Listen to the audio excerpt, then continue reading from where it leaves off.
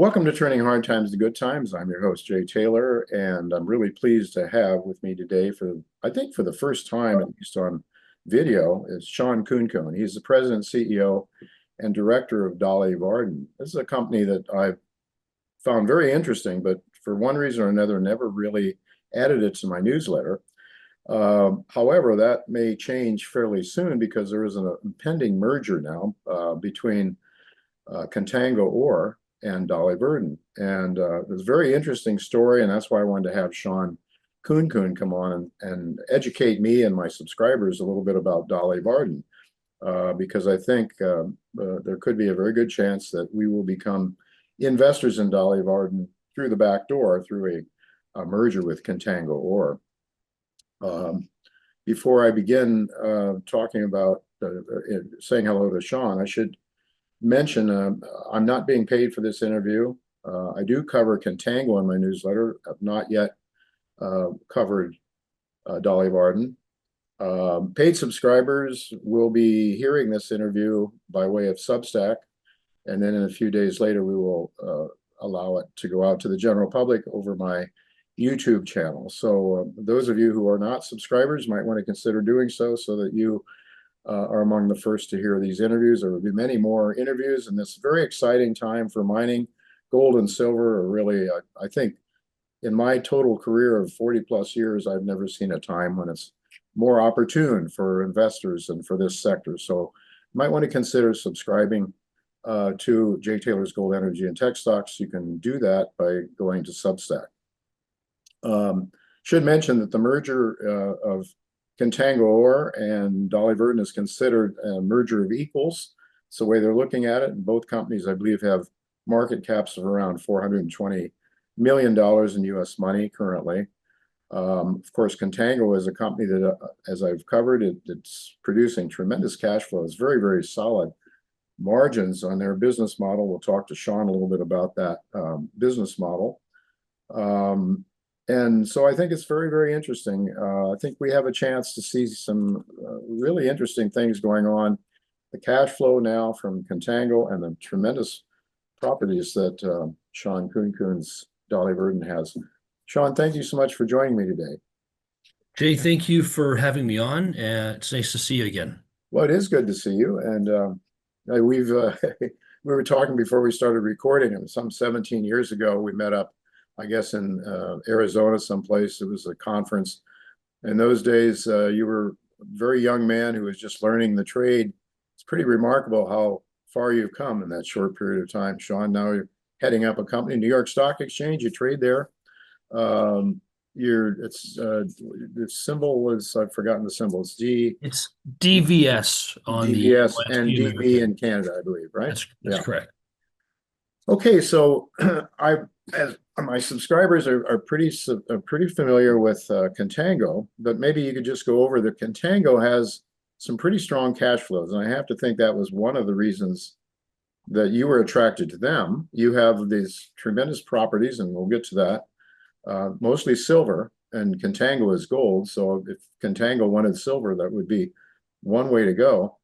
But I'm just wondering, could you talk a little bit about what attracted you to Contango? Why are you interested in merging with Contango as far as your shareholders are concerned? So I want to take you back to when I came in and took over as CEO to Dolly Varden, which February is going to mark the 6-year anniversary for myself stepping in, the new board of directors, the new management team. And if you go back to February of 2020, we were in a price environment where silver was about $16 an ounce. Yeah. And our business model was a reaction to the fact that there was very little incentive to explore or develop silver deposits. And so, you referenced, 17 years ago, you and I were in Glendale. That was just ahead of the great financial crisis. Yeah. And ahead of, a very, very strong precious metals market.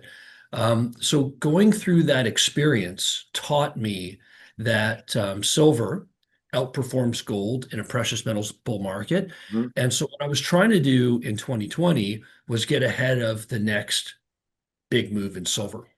And so the idea was to build a company in a safe jurisdiction with high grade silver centric resources. And so we spent the last 5 years exploring, making accretive acquisitions. Mhm. So we raised over about $185 million. Wow. Mhm. And we did that with investors that were like-minded in terms of their duration, their view on the metal. So these are not speculators. These are mining companies like Hecla Mining, which is Mhm. America's #1 silver producer.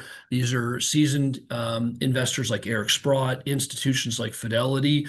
So we built a solid business on the back of some strong shareholders. And Mhm. then we went out and we secured a total of 5 past producing silver mines. We were very, very fortunate that our exploration team made some significant discoveries. We bought a neighboring gold deposit. So we essentially increased a big silver inventory in the ground. Uh-huh. And now that we were getting into an environment where we were getting some real price discovery, the silver price has gone through $80 an ounce, the gold price has got up to 4,500. We thought it was time now to try to move from an advanced explorer that was accumulating a big inventory, and now we were looking at the project through a development lens. Mhm. Now, our skill set was a small, lean exploration company that has done a really good job of building that mineral inventory. We didn't have the developer or operating skill set within the Right. company.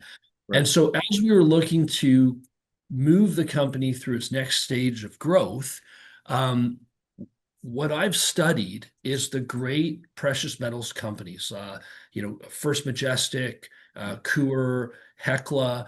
And what I saw those companies execute successfully was keeping a large silver component in the business, but being agnostic to their cash flow. And Mhm. so these companies went out and they used their silver premium because silver is so scarce. Yeah. uh, they use that silver premium to acquire good cash flowing businesses. Mhm. A lot of these companies, Pan American is a good example where they have a big component of gold production. Mhm. They have a big component of base metal production, but they have some of the largest undeveloped silver resources. So they're giving investors exposure to silver Mhm. through big undeveloped projects and also production.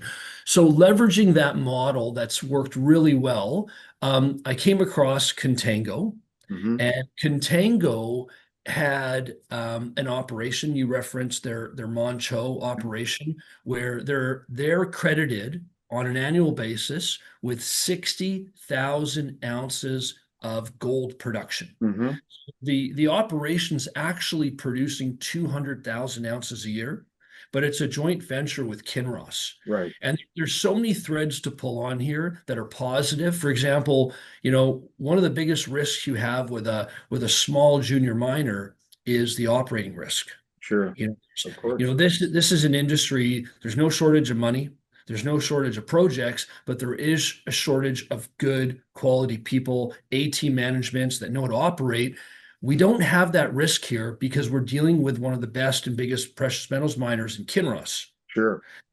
And so Contango is feeding the Kinross mill, the No. Fort Knox facility in Alaska, and through that joint venture is receiving the credit of about 15,000 ounces of gold per quarter. Mhm.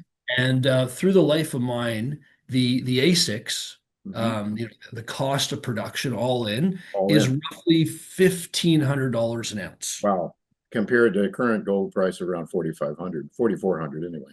Yeah. Correct. So what I saw here in Contango was a company that was generating on average about, and all US dollars, about $100 million a year in free cash flow.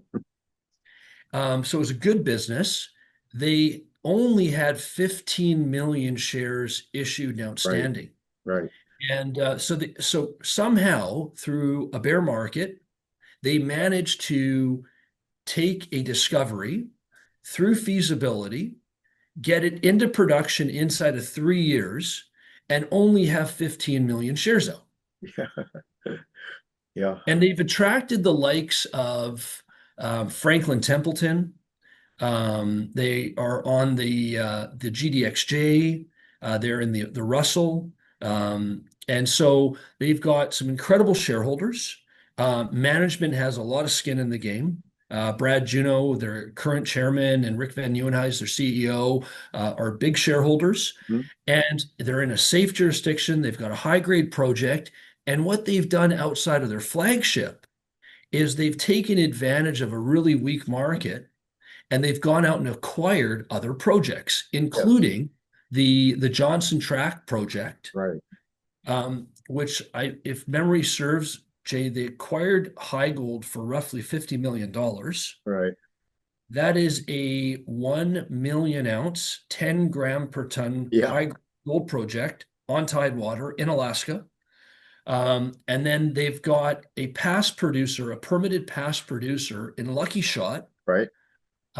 which is a deposit that's measuring over 14 grams per ton and is the next project in the pipeline. So right now, that 60,000 ounce production profile can move to 100,000 ounces on an annual basis with the introduction of the Lucky Shot, which we see coming into production within 2 years.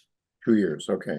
And for an expenditure of $50 million, which can be paid for from not only the cash flow, but there's going to be about $100 million in the bank Mhm. post-merger. Yeah. So all through internal means. Yeah. You don't have to go out and secure more funding. So they had a great business. They had they've got the cash flow, they've got the Lucky Shot, which is in the pipeline, they've got the Johnson Tract. Now, why were they only trading at a $420 million valuation? Yeah. The reason for that is what they had opted to do instead of print shares 4 or 5 years ago was they took on a credit facility, $70 million of debt, Mhm. um, and they secured that with gold hedges. Right. And Jay, you know how much the market likes hedges. No, Uh, the and bankers love them. The bankers love the hedges. Yeah.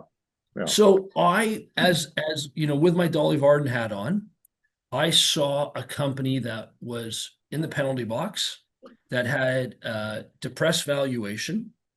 But I saw a company that was delivering into that hedge book ahead of schedule. Hmm. So Yeah. I model that by September 30th of this year, Right. that hedge book will be gone. Yeah. September 30th of this year, because they're ahead of the schedule in their hedge book, and of They course, are. So I think their guidance is this year, the end of the year. But I think based on the rate at which they are retiring that book, I could see it happening by the end of Q3. yeah. Well, the interesting thing there, Shawn, is I don't remember what the price is of their hedge at the time. It's still those hedge ounces are still making money, I think. I mean, They are. They are. with $4,400 gold for sure, and it's 2000 or late high 1800s. I don't remember exactly what the number is. So when they opted to make the decision to move ahead with the project, we were in an environment where we were modeling gold projects at 1400, Right. and the Yeah. price was sub 1900, Hmm. and so they secured the hedges at 2025, Okay. 2025. Right. That sounds right. Yes, that's right. And so they've got about another 40,000 ounces to deliver into that. But then they're free and clear. And because it is a low A6, they are still making money. Yep. But that's temporary. Exactly. And they still have so few shares outstanding. Correct. So And that's so so what's cool. interesting is when we put the two companies together, we'll have 31 million shares. We'll actually have just under 31 million shares. Um, we're going to be trading at about $30 a share. But Jay, you've been around the mining equity markets. How many companies do you know that have an operation have 3 pipeline projects Mhm. that have 31 million shares issued and outstanding. No, no, that's unheard of. Kudos to Rick. He arranged this thing, and of course, is a very good operator. He's proving that, but he's also a very good exploration geologist. He's proven that as well through his history. Well, So this is another reason that we were compelled to get together and to do this merger. Rick worked with Placer Dome. sure, He is a geologist, but he started Nova Gold, exactly. which my understanding is you covered. I did. What price did you initiate Oh, coverage? I don't know, 16 cents or something like that. It was a funny story, Shawn. I was at the depths of despair in the gold mining industry, and it was some conference in New York, and there was almost nobody in attendance there. And I'm turning so negative on gold. I mean, me, a gold bug, is turning negative on gold. And Rick is all alone at his booth, and he comes out and he says, "Jay, I want you to take a look." I said, "Yeah, gold, right? You want me to take a look? Are you kidding me? Well, come and take a look. I've got cash flow," he said. And he pointed out how he was going to have cash flow from a placer operation right there. And it sounded feasible. And so I reluctantly jumped in, and it was one of the largest winners I've ever had. But he just really, I mean, what do they have at Nova Gold? I've stopped following them, following the story, but it's a massive gold discovery, gold, and I think some base metals as well, right? They're a $6 billion company today. Yeah. And after Nova, he went on as CEO of Trilogy, Hmm. which the U.S. government just came into and took a 10% stake. Rick was instrumental in permitting the Ambler Road. So when I first met him a few years ago, he was somebody that I looked up to. Sure. He was a name that was synonymous with Alaska and success in the gold mining space. And the opportunity for me to work with someone with Rick's experience, um, and I'll tell you, as we put these two companies and these two corporate cultures together, um, I think one of the things that our team has done well at Dolly Varden is we've come into a 100-year-old mining camp at Dolly, Uh-huh. an area that a lot of seasoned precious metals investors thought had seen its best days. And our exploration team has made some new discoveries. And those discoveries have been, the top 15 drill holes Really? in the Yeah. industry in 2025, 2024, 2023, 2022, 2021. So our team has done a good job of going into an old district and finding extensions and finding new veins and deposits. And what's exciting is that same team is going to go into Alaska Uh-huh. and they're going to look at the 3 districts that Rick has consolidated. Uh-huh. Uh-huh. Um, Simultaneously, his operating team at the team that is, taking projects through feasibility into development is going to come into the Kitsault Valley and start asking the questions of how do we improve the infrastructure Hmm. to extend the road, to build the bridge, to Hmm. get our ore moving into a Sure. processing Oh, yeah. facility. Yeah. So it's a good marriage, Synergy. and it is, and what you have here is I look at successful companies. I talked a little bit about First Majestic and Coeur and Hecla, but if you look at like an Agnico Eagle Hmm. and the consolidation that they've done in the Abitibi, Hmm. Jay, if you look at the area here, whether it's Northwest British Columbia, Southwest Alaska. Hmm. You could even we're not into the Yukon territory right now, but it's right there. It's to Yeah. neighboring us to the northeast. This is one district, Yeah. and that's how we're approaching it. And there's synergies. Contango has 2 projects, Moncho and Lucky Shot, Hmm. that can make their way into the same type of processing facility. Whereas the other project, Johnson Track and the Kitsault Valley, because they're a sulfide ore, Yeah. and they're both on Tidewater. That's where the real synergy comes in. Yeah. And so, we've got this great business where we're going to have about 100 million ounces of silver, about 3 million ounces of gold, all high grade, all safe jurisdiction, some production, some cash flow, a development pipeline. But where we want to get to is we want to be in a position where we own our own processing facility. Mm. So that's the next step. Is if we look out into the future, Jay, Kinross owns the processing facility, and those two deposits that I referenced can go there. But for the other two assets, Mhm. JT and KV, we Mhm. want our own processing facility. And there just happens to be two idled processing facilities in British Columbia, Huh. um, that we have we're monitoring and we're investigating. And so that's the next step for us. And then beyond that, there are a lot of projects, a lot of 1 million ounce gold projects or 50 million ounce silver deposits that are just too small for the majors, Mhm. that will move the needle for Contango Oh, silver and sure. gold. Yeah. Yeah. So, yeah, I guess obviously you can't talk about those mills or those processing facilities, but you've got your eyes on some, and they would be for the sulfides then. Those would be facilities that could handle both the Johnson Tract and your ores, Correct. the silver ores. All right. So, what maybe you could just talk a little bit about your projects. Which among the projects that you're bringing into the merger might be first? Would it be Dolly Varden? Would the Dolly Varden mine, would that be, I mean, talk to us a little bit about that, because I think that was maybe the richest silver mine in Canada, possibly, right?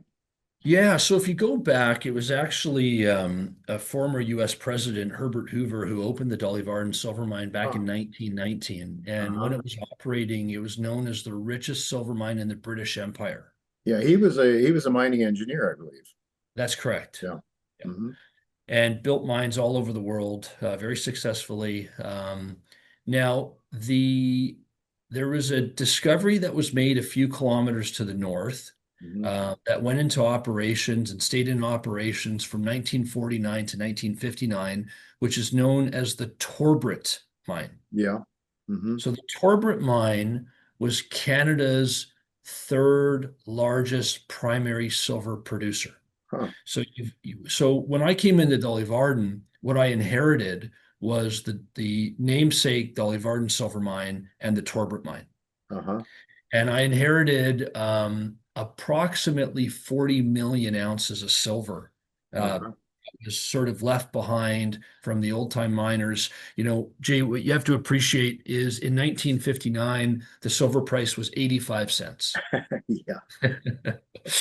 And so essentially the land package, remained dormant up Yeah. until we got involved and we started.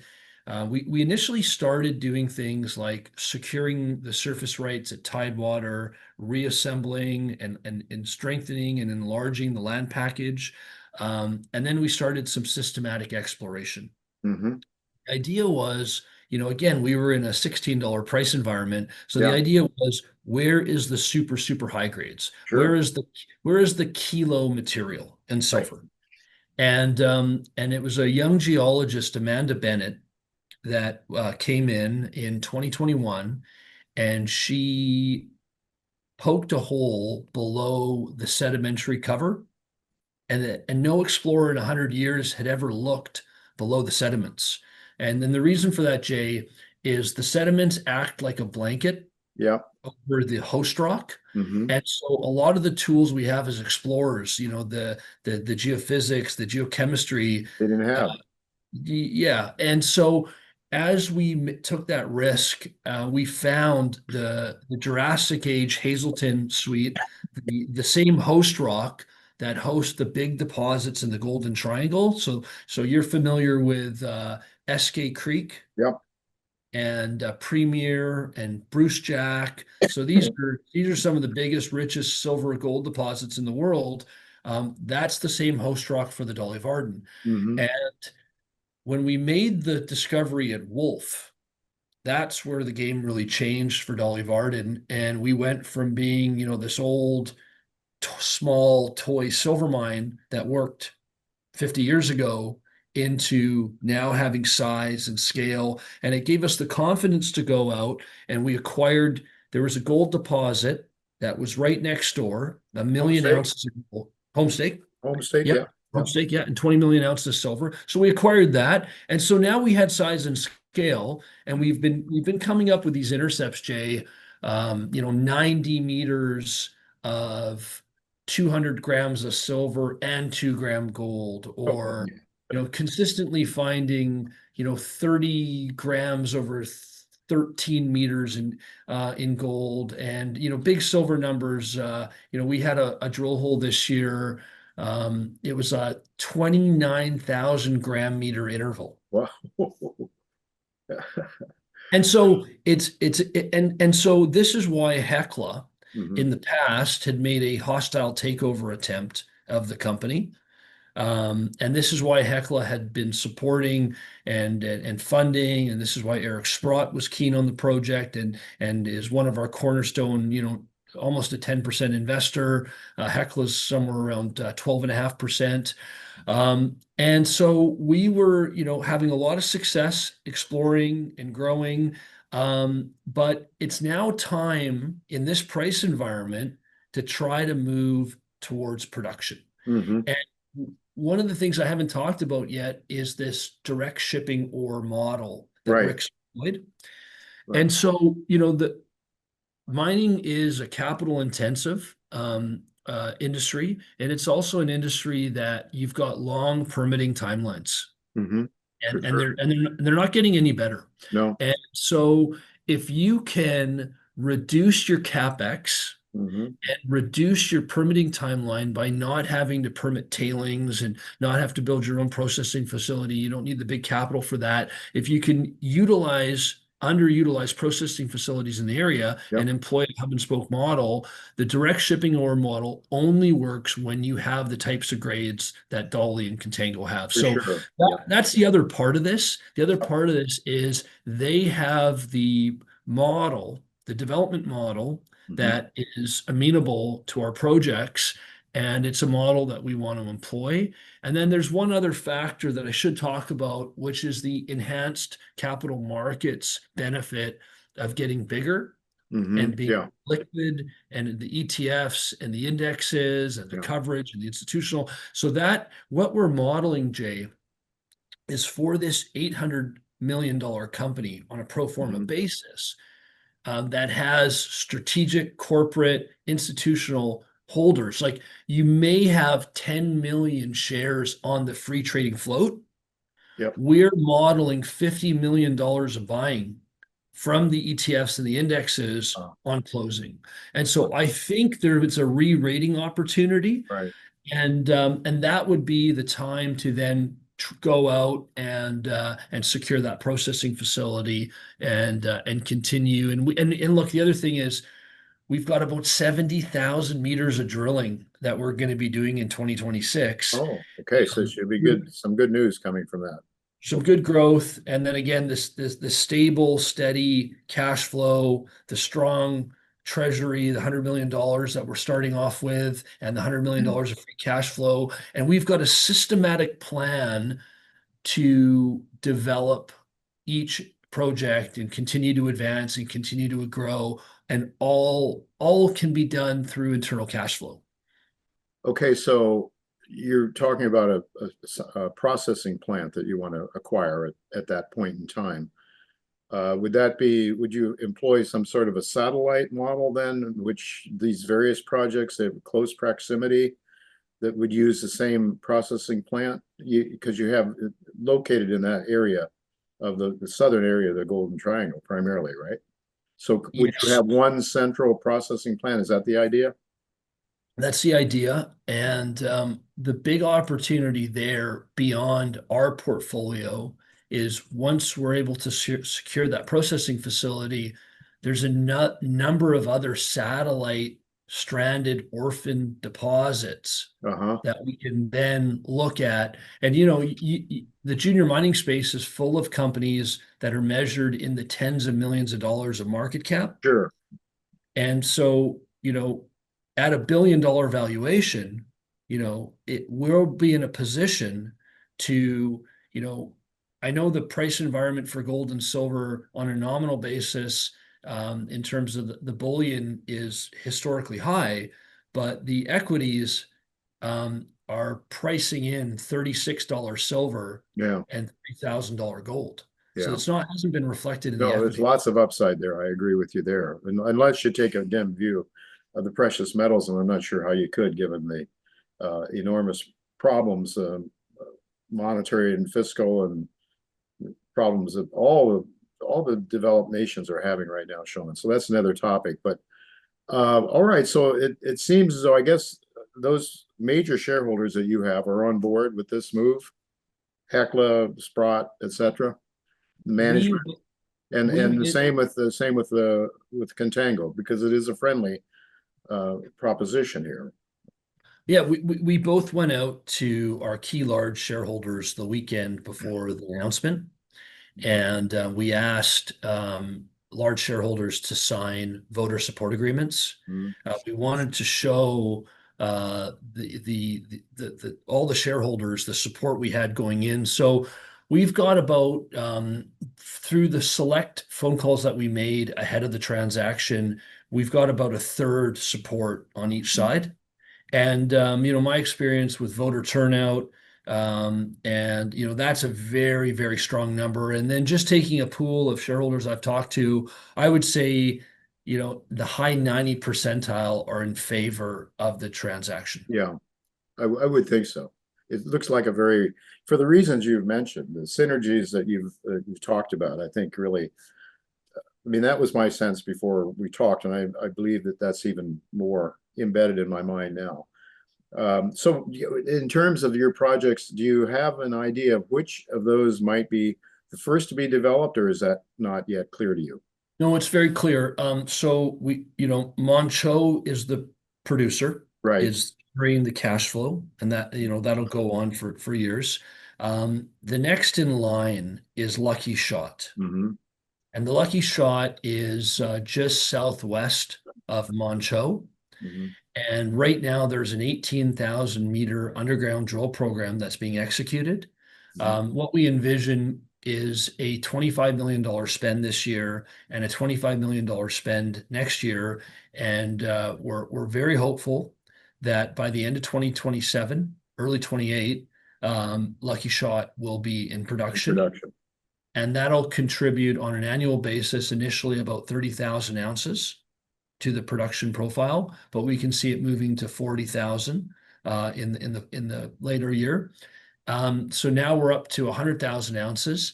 Now, simultaneously this year, 2026, while we're executing the underground drill program at Lucky Shot, the work that's occurring at Johnson Tract, I would describe as infrastructure improvements. Hmm. So, roads, and getting us prepared to go underground. Now, Right. that project is under the Fast 41 designation.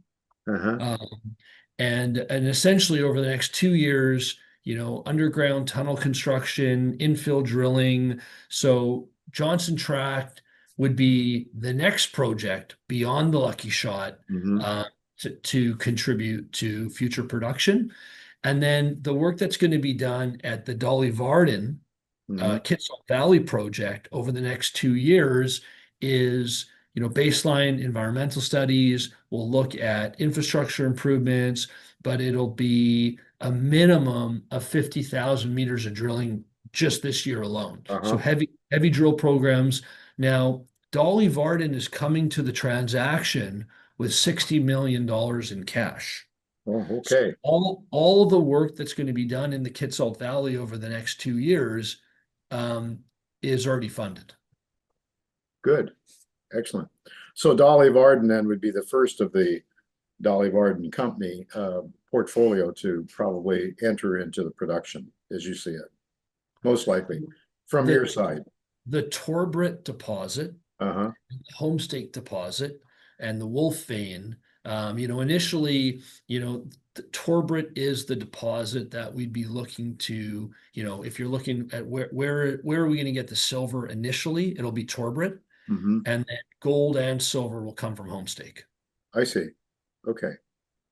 And that's after Dolly Varden, or Dolly Varden would follow those? So Dolly Varden is the namesake, and it's the original high grade mine. Oh, But okay. the big modern mines on the property today are Torbrit and Okay. then the vein. Um, Okay. Okay. Now I understand what we're, yeah. All right. Excellent. Well, how soon do you think, timing of the merger? When do you think it might be finalized? I think we're probably moving towards a vote in early March. Uh, Um, and then once that vote is approved, we'll get the court approval, and I suspect by the middle or end of March, it'll be complete. Contango Silver and Gold will be the surviving entity okay. and continue trading on the NYSE American under symbol CTGO. We are going to keep the Canadian listing. So we trade in Canada under DV. But what we're looking to do is upgrade to the TSX Big Board, Uh-huh. uh, which we model will also bring in some index buying as well. Very good. All right. And so the new company name will be Contango Silver and Gold, and Correct. CTGO on the New York Stock Exchange. Excellent. Well, I think it's really exciting. Um, I guess just the regular sort of a done deal, I would think, almost. So you got to go through the formalities of getting shareholder approval, and then the courts and the Canada and all that. Looks like it's going to happen. And yeah, it's a very exciting story, Shawn. You years ago were suggesting, Taylor, why don't you take a look at my companies? And I thought, well, who's this young kid here? I mean, what's he know? Congratulations, you've done a spectacular job, and I would have done well to buy some of your 15-cent shares a few years ago, I suppose. I don't know if they were ever that cheap or not, but you've certainly done well, and congratulations, and certainly look forward to covering what you're doing in the future. And I think this is a marriage that ought to be a very successful one, from what I can see. Any any last thoughts? Well, I want you, I've got one request, Jay. Hmm. So back 17 years ago, you and I were having dinner, and I was just a young kid, You were. and we were in Glendale, Arizona, and I remember this movie theater and this hockey rink in the Yep. desert, and this Hmm. football stadium, and all this, and there was all these people buzzing around, and you said to me, you said, Shawn, this was all built on debt, Hmm. and these people have no idea that the music's about to stop, Hmm. and we're this is all going to come crumbling down. And I stopped and I paused, and when I got back home and in the preceding months, as information started coming out, Lehman went under in September, and we were in a place where in New York, 1 million jobs were being lost on a Yep. monthly basis, like, or in the country, I should say. Yeah. And I thought, how did Jay know? And no, that's when I think about Jay Taylor, I think about that moment in 2008 before the GFC, that you said, hey, Yeah. there's something coming. Get Yeah. ready. Yeah. Yeah. Well, I think that it was, how did Jay know? Jay didn't know. He just had a history professor named Dr. Peyton Yoder back at Heston College in 1967. I mean, in those days, Shawn, I wasn't much of an academic, and I was more interested in playing soccer and baseball and drinking some beer along the way. I didn't really care that much about. But one thing that stuck was Dr. Peyton Yoder talked about when nations debase their currency, they inevitably lose their work ethic and morality in general, because you start giving somebody something for nothing, they'll take you up on it. And so people start consuming what other people are producing. But as that grows and grows and people want something for nothing, there's nobody left to produce. And the United States has really run that model to a great extent. We offshored the actual wealth producing industries, mining, manufacturing.